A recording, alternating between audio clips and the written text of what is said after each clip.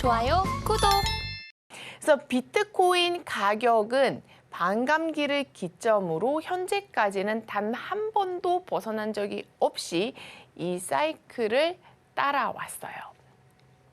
그러면 이제 다들 궁금하시겠죠? 그래서 오를까요? 내릴까요? 이제 궁금하실 텐데 저와 오늘 그거를 이제 함께 생각을 해보기 이전에 이것을 꼭 아셨으면 좋겠어요. 그래서 반감기를 기점으로 움직였고 변동성이 줄어들고 그것은 이런 데이터상으로도 입증이 되었습니다. 그래서 비트코인 변동성 이제 보시면 여기가 과거 폭에 비해서 점점 줄어들면서 전체적으로 감소하는 지금 그런 상황입니다. 제가 현재 생각하는 시나리오는 이전의 역사에서 한 번도 벗어난 적이 없기 때문에 지금도 그럴 것이다 라고 저는 생각할 것이고 다른 또 학자들이나 다른 회사에서는 아니다, 요걸 또 고려해야 한다. 그래서 요걸 고려해서 조금 더 다른 전망을 내놓기도 하고 사람들에 따라서 그렇게 달라질 수 있음을 또 미리 생각해 보시면 좋습니다.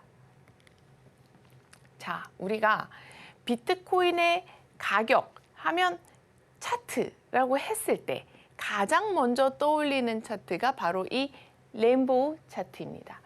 제가 이제 지난번에도 말씀드렸는데 우리가 현재 있는 상황이 반감기를 조금 지난 바로 그런 시점이다라고 할 수가 있어요.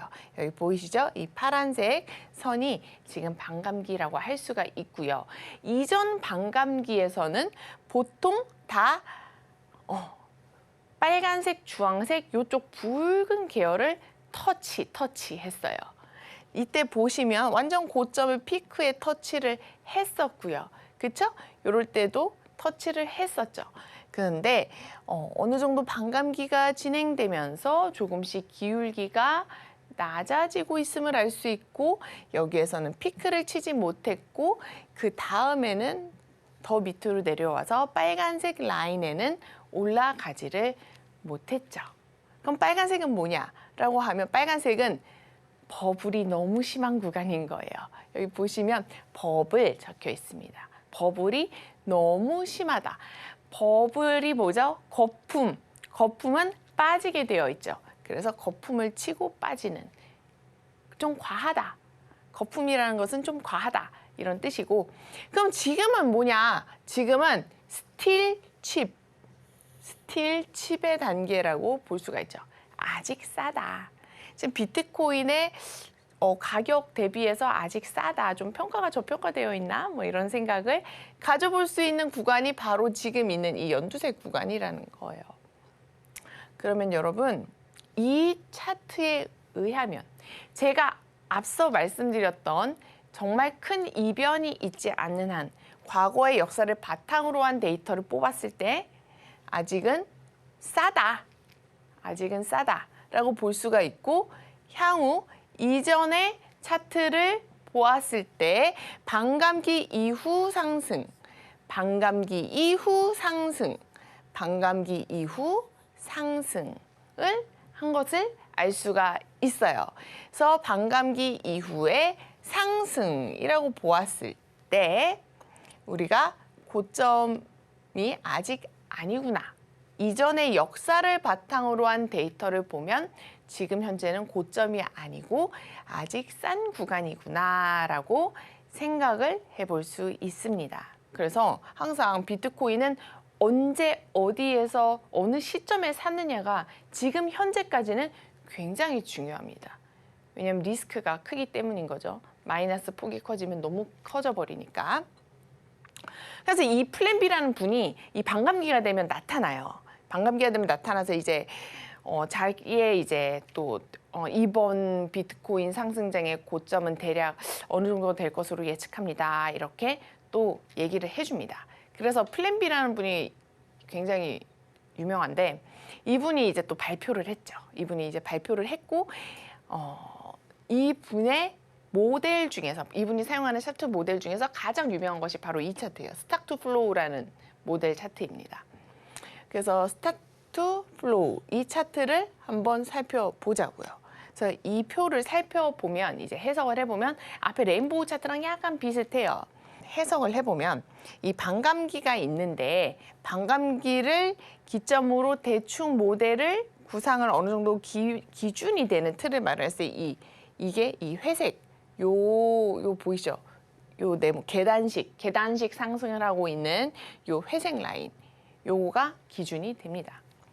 근데 이전 반감기 때 보통 반감기 이후에 이 파란색 지금 파란색 이 차트는 색깔로 가요. 색깔로 가고 이게 지금 파란색이 나오면 그 다음에 빨간색, 주황색이 이어 나옵니다. 그렇죠?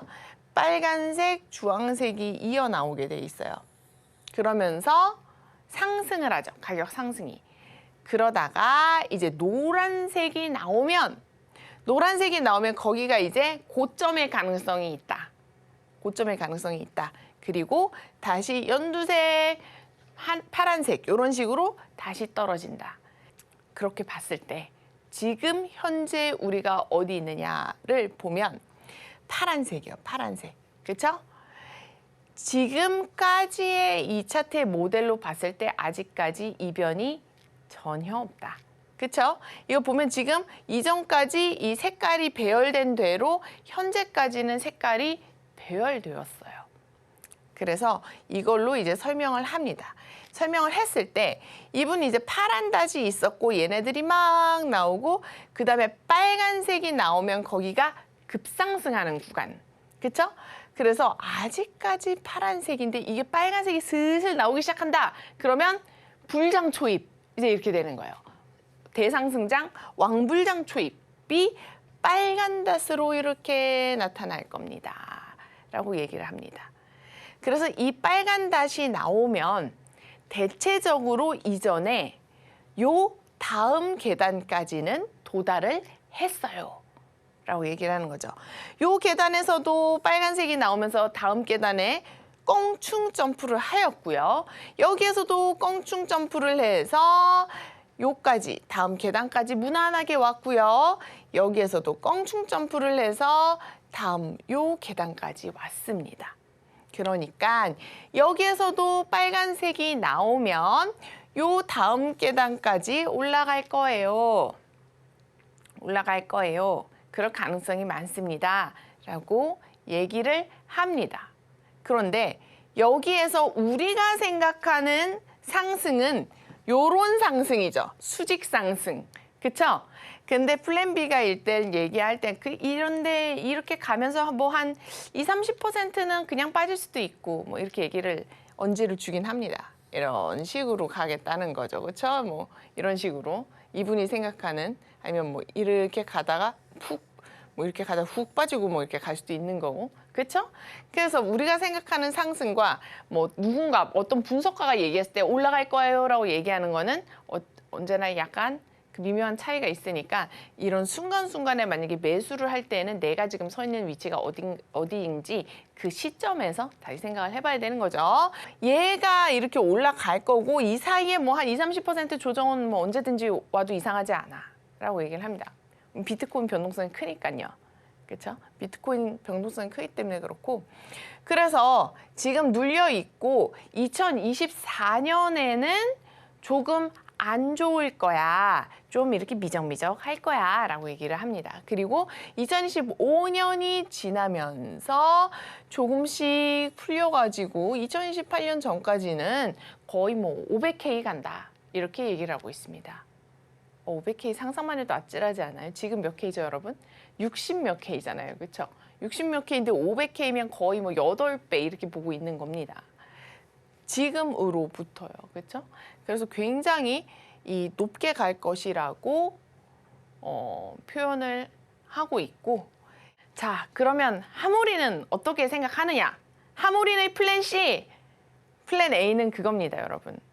비트코인이 어떤 방향으로 가든 절대로 다 잃지는 않는 그런 대응 계획과 리스크를 잘 생각해서 현명하게 대처하는 대응 방안을 세우는 게 바로 플랜 A고요. 그것이 가장 중요하다고 할 수 있고 시장이 어떤 방향으로 가든 흔들리지 않을 그런 포트폴리오 구성하는 것 그것이 플랜 A고 저는 플랜 C로 좀 밀려났죠. 그래서 플랜 C라고 이름을 붙여서 제가 얘기를 하려고 합니다. 자, 이제 비트코인 차트 이거 이제 분석 이제 제가 작성한 차트이고요. 한 명의 개인적인 의견임을 꼭 인지해 주시기 바라겠습니다. 그래서 자, 사실 저희가 이제 주로 사용하는 하모닉 이론 그리고 뭐 엘리어트 파동 이론을 비롯한 여러 기술적 이론 분석에서는 이 피보나치 비율이라고 하는 절대적인 믿음의 비율이 있어요. 왜냐하면 이 피보나치 비율은 자연과 우주 만물을 생성하는 그런 비율을 나타내는 자연의 법칙이기 때문에 우리가 절대 인간이 거스를 수 없는 흐름이다 라는 것을 전제로 하고 있고 그 비율이 굉장히 중요하다라고 얘기를 하고 있습니다. 그래서 과거의 흐름을 보았을 때 이전 저점부터 고점까지는 약 20봉에서 30봉 사이가 되어 왔습니다. 되어 왔어요. 그래서 이번 반감기 이후에도 다 포함해서 저점부터 고점 일단 피크를 칠 때까지는 저는 20봉대 후반에서 한 25봉에서 30봉 사이가 되지 않을까라고 생각을 하고 있습니다. 따라서 저는 지금 이미 저점을 여기라고 보았을 때 우리 그때 15K 때 비트코인 5K 간다 막 이럴 때 그때까지 거기까지 안 갔죠. 그렇죠? 그래서 고기를 바닥으로 기점으로 잡고 거기서부터 한 30봉을 넘지 않을 것으로 고점까지 생각을 하고 있습니다. 물론 그 이후에 조정받고 다시 올라갈 수도 있죠. 2028년까지요. 그렇죠? 근데 저는 그런 장기적인 뷰까지는 아직은 생각을 하지 못했고 우선은 제가 생각하는 뷰는 고점까지 한 25봉에서 30봉 사이면 결판이 날 것이다 라고 생각을 하고 있습니다. 이 차트를 살펴보시면 비트코인의 변동성이 점점점 줄어드는데 차트로 그래프로 가격을 따졌을 땐 기울기가 줄어들고 있습니다. 그런데 여기에서 피보나치의 법칙을 적용을 시킨다면 너무 신기해요. 너무 신기하게도 매번 이전 상승분의 0.618의 배율만큼만 상승을 합니다. 물론 오차가 있어요.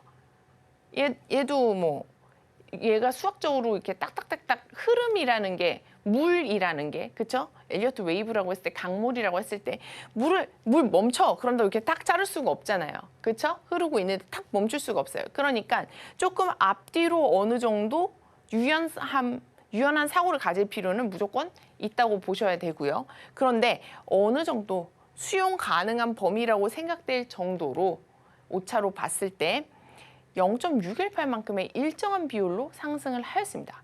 지금까지 이걸 거스른 적이 없어요. 앞으로는 어떻게 될지 모르겠지만요. 지금까지는 현재 그렇습니다.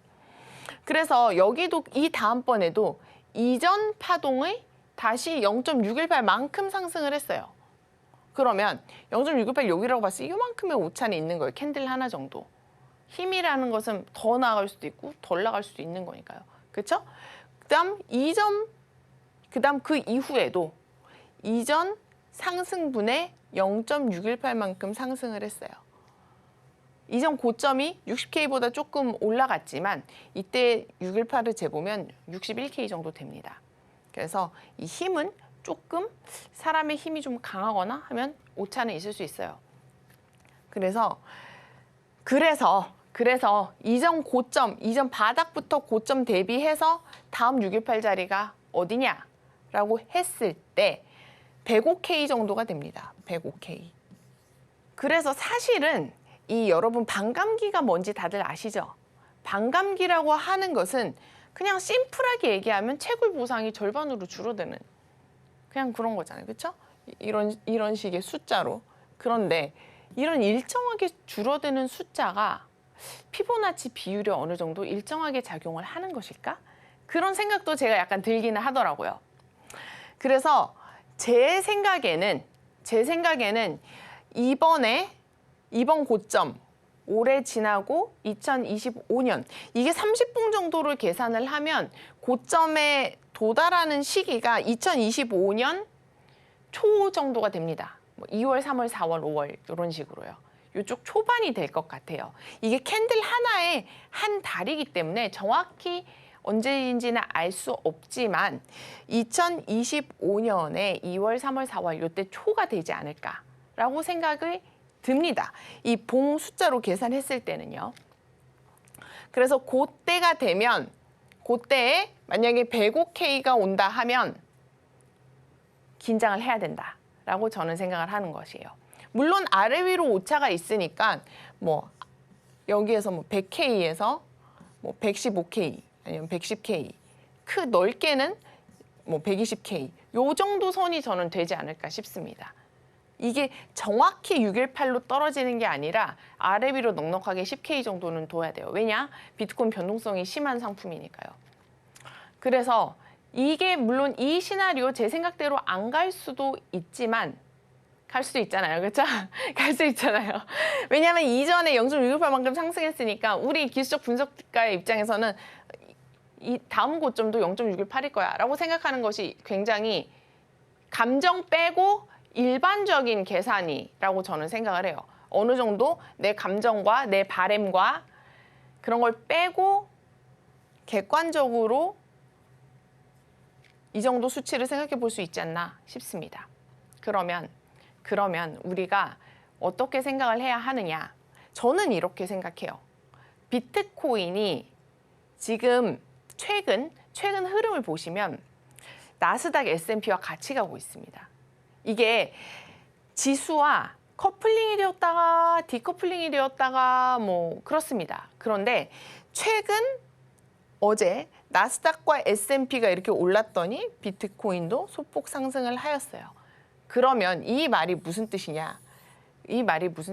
지금 현재 이 시장에 열쇠를 쥐고 있는 것은 월가라는 거죠. 미국의 월가, 큰 손들, 기관들의 흐름이 미국 기관의 흐름이 이 비트코인 시장을 지배력이 굉장히 강하다. 여러분들 지금 그거 아시나요? 미국 대선 이제 올 11월에 있는데 이전에 비해서 이 암호화폐 산업계의 입김이 굉장히 세게 작용을 하고 있습니다. 그들이 거대한 자본력을 바탕으로 영향력을 행사하고 있는 거예요. 그래서 그것만 봐도 이 크립토 시장이 많이 성장을 했구나라는 것을 알 수가 있죠. 그래서 미국 기관이 현재 이 시장을 주도하고 있고 얘네들이 같이 움직인다는 것은 현재 여러분 뭐가 제일 문제죠? 미국 경제, 미국 주식을 뒤흔드는 여러 가지 요소 중에 하나가 결국에는 사람 먹고 사는 거죠. 내가 먹고 살기가 좋아야 뭐 대통령도 나 먹고 살기 좋게 해줄 것 같은 사람 뽑잖아요. 그렇죠? 사람이니까. 그래서 그런 나의 삶과 직결되는 문제, 바로 인플레이션, 금리, 이것이 엄청 중요한 키라고 생각을 합니다. 그래서 여러분 만약에 2025년 초가 됐는데 2월, 3월 요때가 됐는데 일단 여기에 도달을 한다. 요 구간에. 요 구간 앞뒤로 좀 여유 있게 두시고 요 구간에 도달을 한다. 그러면 우리가 여기서 세 가지를 딱 주의 깊게 보시면 됩니다. 여기가 일단 고점을 찍고 일단 여기에 도달하는지가 이제 첫 번째 고려해야 되는 상황이고 그다음에 이제 두 번째는 바로 금리죠. 금리. 제 생각에는 지금 현재까지 파월은 우리는 정치적인 중립성을 띌 것이다라고 거듭 강조를 하고 있어요. 우리는 지표가 떨어져야 금리 인하하는 거고 지표가 움직여주고 우린 지표에 의한 데이터대로 갈 거야. 우리는 절대 정치적인 영향을 받지 않고 중립을 지킬 거야. 그리고 뭐 여러 가지 데이터를 보면 또 그렇게 되어 있어요. 중립을 또 잘 지키는 걸로. 그래서 그렇게 지킬 거라고 얘기를 했고 우리가 당분간 금리 인상을 할 생각도 없지만 금리 인하를 할 생각도 없어 라고 얘기를 하고 있습니다. 현재. 그래서 제 생각에는 금리 인상이 그러니까 금리 인하가 어느 정도 지금 계속 선반영이 되고 있어요. 금리 인하가 될지 안 될지에 대한 게 계속 선반영이 되고 있습니다. 그래서 제 생각에는 혹시 이때 금리를 인하를 하는지를 봐야 돼요. 금리를 인하한다. 좋은 신호일 것 같죠? 저는 근데 이것을 안 좋은 신호가 될 수 있다는 가능성을 가지고 싶어요. 그래서 지금 현재 그때가 되면 금리 인하를 할 것이라는 기대감이 어느 정도 다 반영이 되어 있을 거예요. 그래서 막상 금리 인하를 시작을 하면 시장이 순간적으로 훅 꺼질 수가 있다라고 생각을 하고 그때 또다시 이런 그 영향을 받아서 지수와 함께 조금 하락할 수 있다. 그래서 금리를 인하하는지 금리 인하한다 그러면 일단 긴장을 해야 됩니다.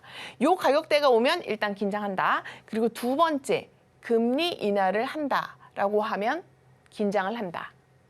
그리고 마지막 세 번째는 바로 이것이에요. 마지막 세 번째는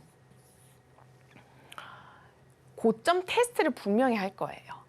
보통 추세라는 것은 한 번 막 가잖아요. 그러면 잠깐 탁 멈췄을 때 한 번에 탁 멈추고 또 바로 푹 꺼지고 이렇지가 않을 수 있어요. 특히 만약에 지금 현재 60K대잖아요. 그렇죠?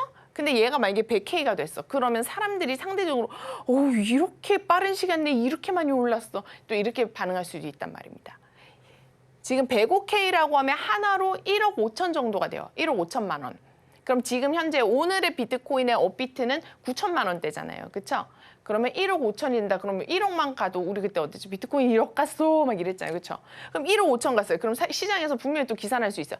비트코인 1억 5천, 2억 가나? 이렇게 기사가 날 수 있죠. 그렇죠? 그때 우리는 여기에서 2억 간다 하면 안 된다는 거예요. 비트코인 2억 간다 하면 안 되고 일단 한 1억 5천쯤 왔으면 제가 생각했던 거를 딱 염두에 두셨다가 일단 한번 또 조정이 올 수 있겠군. 이렇게 생각해야 돼요. 10만 전자 하면 9만 전자에서 꺾이는 것처럼. 그래서 이 105K가 가서 요거 두 개를 생각하고 세 번째, 고점 테스트를 하는지가 엄청 중요한 거예요. 추세가 막 이렇게 가다가 사람들이 2억 가나 하다가 갑자기 절대 아니지 5천만 원 갈 거야 하고 모두 다 돈을 빼 이러지 않는단 말이에요. 긴가 민가 뭐 지금 그다음 살짝 눌리면 지금이라도 타야 하나 뭐 이런 생각 들 수 있어요. 그렇게 되면 보통 고점 테스트를 합니다. 바로 요런 구간처럼 말이죠. 고점 테스트. 그때 이 고점을 뚫고 상승을 팍 할 수도 있죠. 그렇죠? 근데 할 수도 있지만 여기에서 분명히 막히는 순간이 어느 순간에는 와요. 보통은 그래서 사람들이 가장 많이 또 실수하는 게 바로 그런 약세장의 초입인 거예요.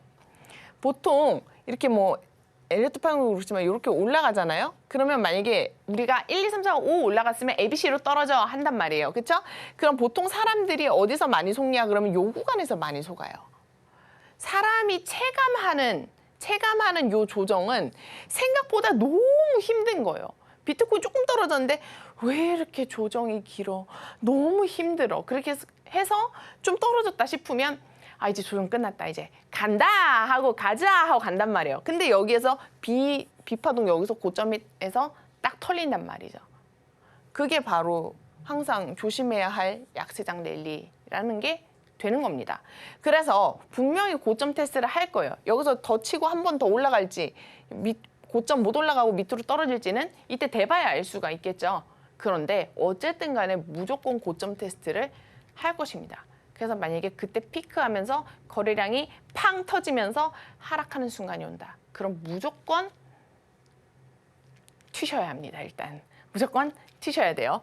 그래서 세 번째는 고점 테스트 하는 것을 반드시 지켜봐야 한다라는 말씀을 드리고 싶고 올해의 비트코인 대응 계획은 이렇게 가져가시면 될 것이라고 생각을 합니다. 좋아요, 구독!